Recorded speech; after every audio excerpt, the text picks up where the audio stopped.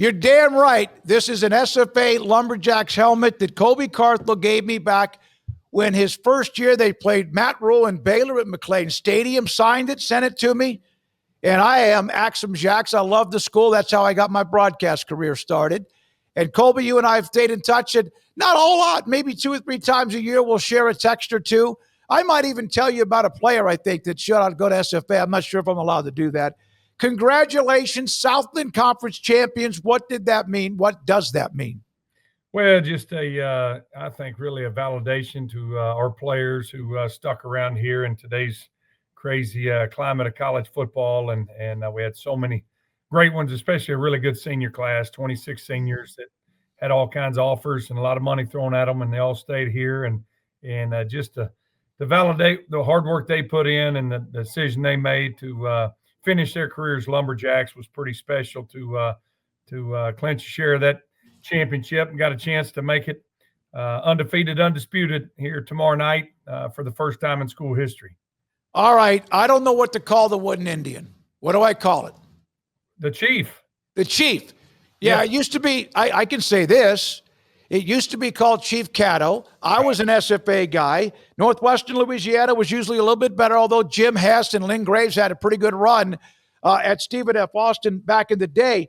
But did you have somebody in shop class or whatever make this new Indian statue that is played for now? Well, and it's actually just a big old giant pine log that has an axe on one end and a pitchfork on the other, and we named that log the Chief just so we could keep the battle for the Chief alive. They retired Chief Caddo back in all the wokeness of 2020, and that's it is what that is. But we're still battling for the largest traveling trophy in college football on the planet, 7 foot 6 inches, 400 pounds, and we got to work hard to keep the Chief here at home in Nacogdoches. Yeah, you can't let that go. I'll text you some bad things if that happens. You're playing Thursday night. You win the championship. You turn around. It's a short week, although that's kind of part of scheduling today in college football so you can be on television. How has the week gone so far? It's gone really well. We've backed off of them a little bit from down to about an hour's worth of practice, and practice Monday, Tuesday, and then this morning took the pads off of them today, and kind of combined a Thursday, Friday itinerary, and we'll do some meetings in the morning, load up, and head over and play a game. So a short week. We're both playing in it. No excuses. Lumberjacks will be ready to go. So great crowd, huh? Unbelievable crowd, the excitement. I saw some of the videos. Phil Bennett, by the way, who joins us on Mondays and kind of analyzes the college football weekend, said that he spoke with you last year after you played Incarnate Word because his son is on that staff. And he said that you mentioned to him, I think we might take it next year. I think we might be good enough to win the conference title. You saw that coming a year ago. We did. We had a good year last year. Wasn't a great year. We lost 3 games. They were one-play games. We lost on a Hail Mary, last play of the game, and then a fumbled pick 6. And that stung a little bit, losing games. I used to have hair, but it's all gone now. But off that team, we had so many great players and so many great seniors and NFL prospects that chose not to jump in the portal, not to go chase the money and come back. And as I tell everybody, we got one of the worst locker rooms in college football, but the best people in it. And the culture we've got here at SFA is unbelievable. And it's the players that make it what it is. And so they all came back and put their best foot forward. It wasn't easy. We started out 0-2, lost to Houston, but knew we had a good team after that game. We held Houston to 7 3-and-outs down there at their place, and then lost a heartbreaker, played one bad quarter up in Abilene and lost 28-21, I believe it was. And so started out 0-2, but then just started, stacking days and getting things rolling. And now here we are looking at 10 games in a row and punched our ticket for the playoffs, going to host a game and possibly get a bye. All right, I got to go back to what you said about the locker rooms and facilities or whatever. I haven't been to the stadium, Homer Bryce, in a while, but is that something you're battling right now to try to get better facilities because people want to be there? We're not battling. It's just our reality, and you need to come back, David. I mean, it looks exactly the same as you did. It'd be a great nostalgic trip for you because our locker room was built in 1973, and it is what it is. But SFA is in a place right now. We joined the UT system, so I say axe 'em jacks or hook 'em. Yeah. Good. But wait a minute. I can never do the hook 'em. well, you got to axe 'em jacks when you do it. Oh no, yeah, okay, I could do that. I could do that. Hey, as old Jerry Maguire said, show me the money. You Yeah, know? That's exactly right. Yeah. The UT system's done amazing things on this campus already in 1 year, and just they're going to do, it's going to be somewhere right around 1.4, 1.5 billion dollars of infrastructural improvements here. We got 300 million already in the works, and we're going to have a new stadium, a new locker room, new baseball, softball on campus. We got some big things happening here in the Piney Woods, so it's going to be it's a great time to be a Lumberjack right now, but it's only going to get better. Well, it's always been a good time for me. I know there's been ups and downs. So the first time I actually ever met you was when you played that game at Baylor. You had just taken the job. You had won a national title at Texas A&M Commerce. Obviously, that name has changed now, East Texas A&M. But you took over a program that was hit with an academic issue and had a lot of suspensions and NCAA stuff. Why did you take that job, or did you know that? Did you know that before you took it? Well, I knew that there was some trouble here, and they hadn't won. They weren't winning on the field. They weren't winning off the field, and we inherited an academic misconduct and integrity, character. That's not just a word on the wall. It's something you live by. And so we turned ourselves in, and it wasn't our doing as the previous staff, but NCAA and all their infinite wisdom hit us with a death penalty. And so had to overcome that, as you saw us play that year. And, we've had a lot of challenges. It's been a tough mountain to climb with the death penalty, COVID. We had 6 presidents in 6 years. My first right out of the box here. We played in 4 different conferences. And so the hill has been steep, but, just one step at a time. And we've been able to climb that mountain. And, when you take a job like that, it's like putting a puzzle together. There's pieces scattered all over the place, and sometimes that table gets turned over halfway through, but you just keep working and putting these final pieces to the puzzle. It's been pretty fun.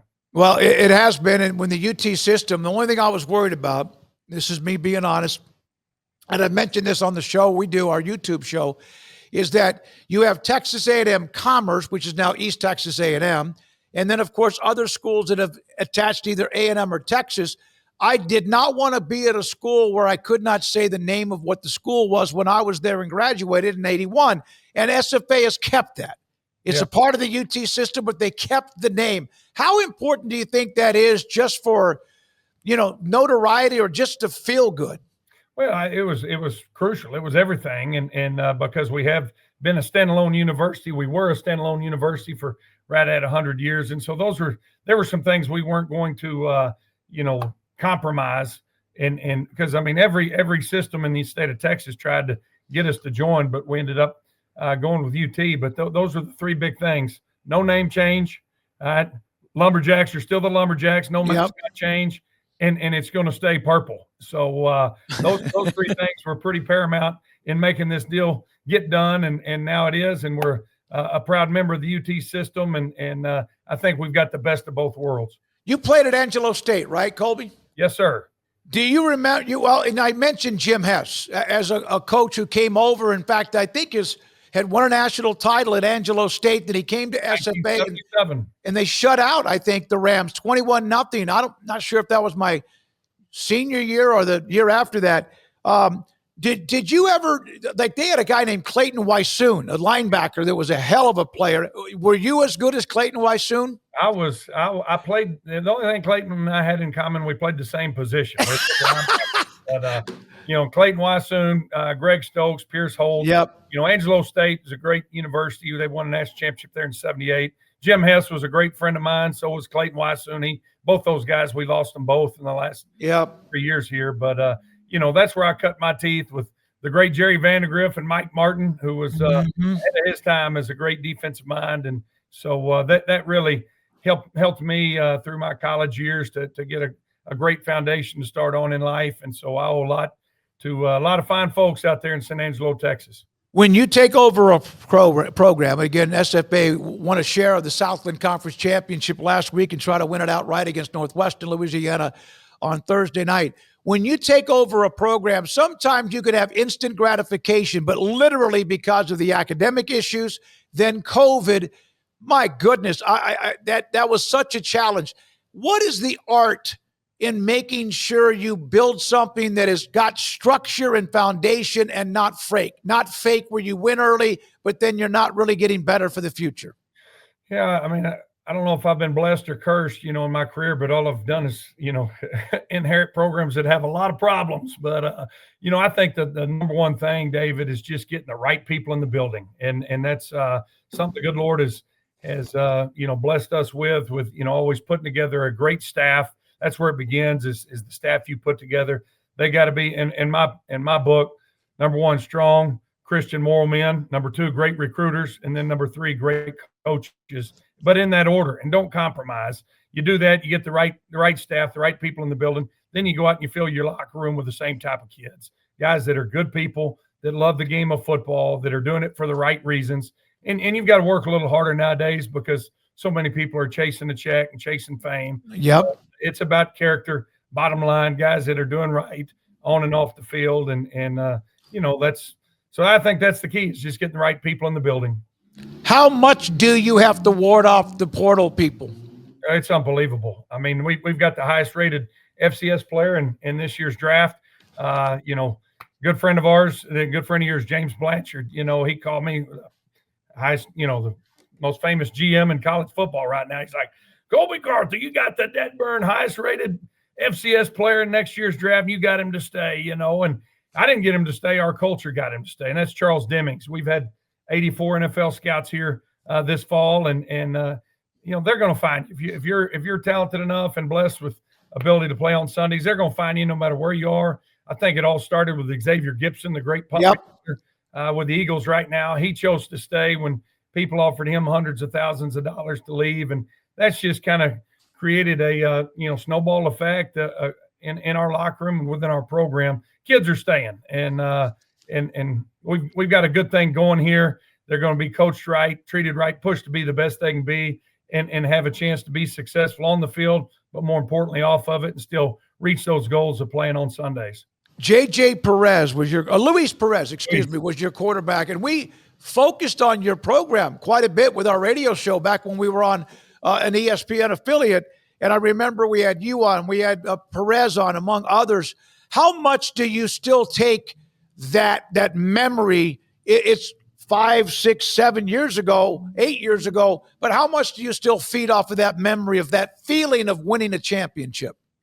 Well, I can't pass a bowling alley without going in and looking for a National Player of the Year professional quarterback in there, because Luis, he didn't play high school football. He's a bowler, but what a special talent he is, still playing there with the Arlington Renegades. But that was a great experience. The trophy still, over here in the office, and we talk about it and what it takes to be there. But, those are pretty special. You want to build your program to be nationally elite, and you're never going to be a national champion. You just got to get in that picture, and that ball's oblong, and so it bounces funny ways sometimes. But if you can get in that Final Four picture, you got a chance, and it takes good people to do that. And I think we've got a really good program here and a good team, and so we'll take it one game at a time. When the playoffs start, we'll see where we end up getting seated. I think we've got a really good chance to be a top 8 and get a bye that first round, and then play at home for a week or two. So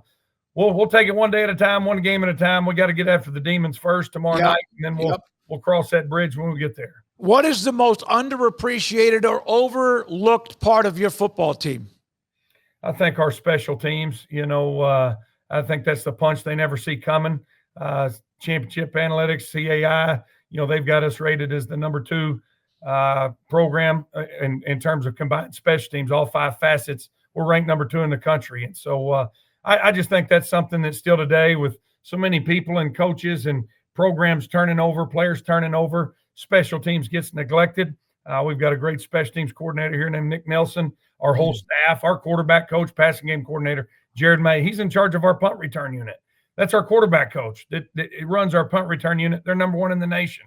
And so it's a team approach with our staff and with our team. And I think special teams is really what puts us over the top.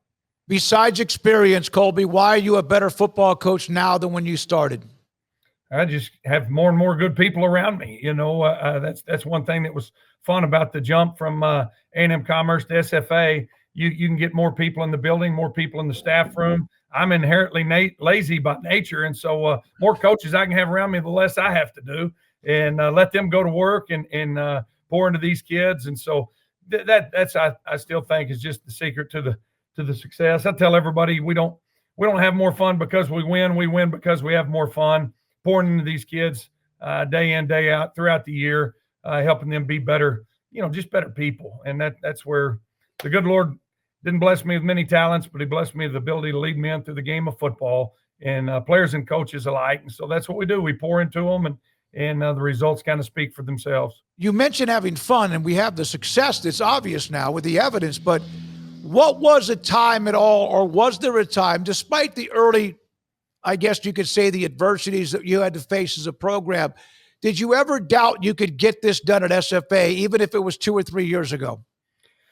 Well, we got things going, and we were rolling in 21, won 8 games and made the playoffs and lost in overtime to a quarterback whose name was Cam Ward. He ended up going number 1 in the draft. Yeah, he was pretty good, yeah. Pretty good. Beat us in overtime. That one stung a little bit, and we were looking forward to a rematch with Sam Houston State Penitentiary in that second round, but it didn't happen. And so after that, we had a lot of coaches leave, and that was the one time we had players, they went with those coaches. And we really had to reset our program. We won the WAC the following year, but had to work for it and just really went through some struggles there, 22, 23. And that was when changing conferences, changing presidents, changing administration. It was really tough. And a lot of people gave up on us. But, we just rolled our sleeves up. Got to be East Texas tough. Got to have that red dirt mindset. And our kids did that, bought into that. Coaches did. And, we always got better each and every day. And here we are a couple years later, top of the mountain again. Yeah, it's a great story. Who's the better athlete in college, you or your wife? Oh, my gosh. She was the world-class gold medalist for the U.S. national team, so I give her all – I got 3 boys, 10, 7, and 6, and I got one of them's not that good of an athlete. Every time he trips or falls, he looks bad at me and blames me for the genes he inherited. It's all about her. Man, I'm so happy for you. We've followed you, and we haven't talked in a while, but we do text every once in a while. I love SFA. I really do. I got to tell you a story, but you mentioned me. I need to come back. And you're right. I was invited back one time for some sort of a symposium, a career thing about broadcasters. And I've lived it for 44 years now. But I remember early on when I was in TV at Tyler, and I wanted to go back to watch an SFA game, and the administration at the time, I asked for a press credential, and they wouldn't get me one. They felt like that, I don't know. I mean, this is like in the early 80s. I graduated in 81, and I just felt like, wait a minute, I have a degree. And I have a degree from Stephen F. Austin. I literally love Stephen F. Austin. Yep. You bleed purple. Oh, I really do. Now, I love Matt Rule at Nebraska because I was born there too, but I just always had kind of a sour feel after that. So you'll play the first guy. I know you got to worry about the Demons. Yep. Are they still called the Demons? Still called the Demons. All right, good. Anybody? When you get information on your first playoff game, and we'll figure out, I'll try to see what I can do. I'd love to come be there. And I'm not just saying that and they won't do it. I think I might be free enough to be able to get that done. A lot of things have changed around here, David. We need to get you back. And that first game, if we don't get the bye, it'll be November 29th. And you come on out. I'll not only get a press credential, I'll let you wear a headset, may let you call a play. I did that for a spring game one time. We won that game. Hey, thank you very much, Colby. I'm so proud of what you're doing. Axum Jackson, good luck on Thursday night. Appreciate your time. Thank you, David. Axum. Colby Carthel, head coach of Stephen F. Austin, co-Southland Conference champions trying to win it outright. If they could beat longtime rival, the Northwestern Louisiana Demons out of Louisiana. This is 365 Sports.